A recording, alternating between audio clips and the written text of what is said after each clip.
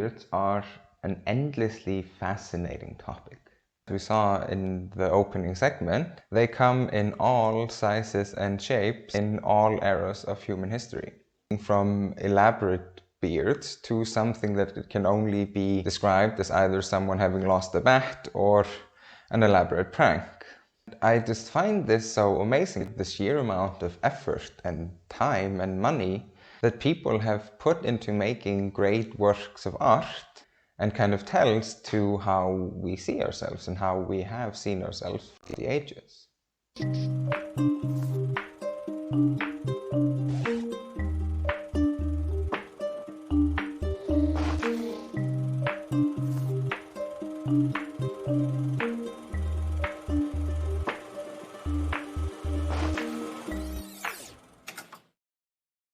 Across time, beards and beard culture has been a very, very serious topic. Men would duel each other and fight to the death over something that had to do with their beards.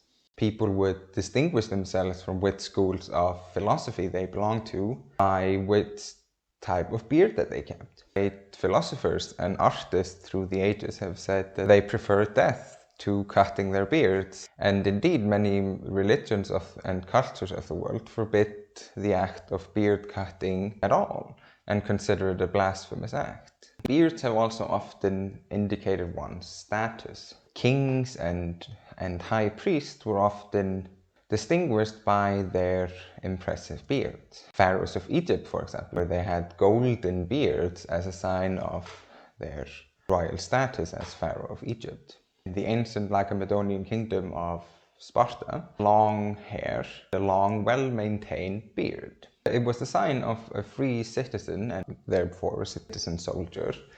And this inadvertently had major consequences at the Battle of Thermopylae in the year 480 BCE. Scouts of Persian king Xerxes were sent out to examine the Spartan fighting forces of King Leonidas and his 300 royal Spartan bodyguard, along with their allies that are always cut out of the story. What they found shocked them. Just a bunch of naked weirdos doing naked gymnastics, drinking wine with each other's faces, and combing each other's hair. The Persians saw this as a sign of weakness. The Spartans would be an easy walkover and prepared for battle. The Persians didn't know, and what we thankfully now know, is that this was an essential part of the Spartan fighting ritual.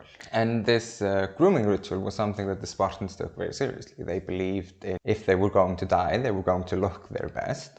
And they also believed in the psychological intimidating power of a group of angry bearded men coming at you with spears, which, to be fair, is kind of intimidating. For all of human history, beard fashions and beard trends come and go. For example, in the Roman Republic, one of the most famous Romans of all time is a man called Lucius Cornelius Scipio Barbatus, or Lucius Cornelius Scipio, the bearded one. This bearded Scipio was one of the leading Romans when the Romans conquered Italy, and Italy became essentially Roman sphere of influence. His great-grandson, Scipio Africanus, the man who defeated Hannibal Barca in the Second Punic War. Scipio Africanus' adopted grandson was a man named Scipio Aemilianus.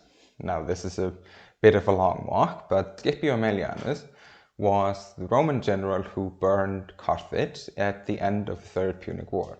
In the year 146, the Roman Republic became the definitive superpower in the old Mediterranean world. To distinguish themselves from the rest of the Mediterranean world, Scipio Aemilianus introduced the art of shaving. This caught on and defined all Roman aristocrats and senators and emperors for more than 250 years, from 146 BCE to the year 117 CE, give or take, when the emperor Hadrian took over. Hadrian came from a provincial Roman family from Hispania, or Spain. He sported an incredibly impressive beard, was part of the fashion of the time, and as soon as the emperor had constituted a beard, beards started appearing again. That's why at the end of the 2nd century AD or CE, you see the Roman Emperor Marcus Aurelius have a beard like a Greek philosopher at the time that Scipio Aemilianus introduced the art of shaving. Even within something like the Roman Empire, these things come in trend, and most of the time end up exactly where they begin. Now, in modern times, beards have had a bit of a renaissance. For most of the 90s and early 2000s, shaving was part and parcel of living in a civilized society. But with the financial crisis of 2008, the global financial crisis, shaving just became expensive and time-consuming. It kind of fell out of fashion. When people no longer had jobs to go to work to, they no longer had need to shave. Beards are also something of a biological factor. When one sees a person with a beard, one can assume that that person has at the very least reached their teenage years. The act of shaving and growing a beard is still to this very day considered in many cultures a rite of passage, a transition from childhood to adulthood.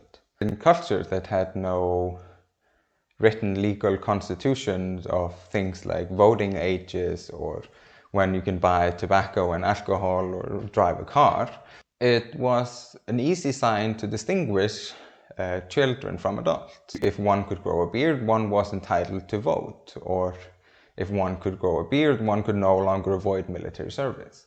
Growing a beard when entering a foreign and hostile ecosystem could help you ward off illnesses and catching pollen from getting into your respiratory system.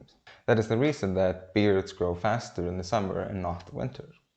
This rule of thumb, this conventional wisdom about beards was so commonly accepted that even as late as the 19th century, doctors would prescribe growing a beard to ward off illnesses during times of plague or famine or sieges or anywhere where diseases spread easily from one person to another. Another example of beard and beard growth, when roughly a millennia ago in the Icelandic sagas, one of the main characters is called a particularly vicious and burning insult that survives to this very day. That insult was það skellingur.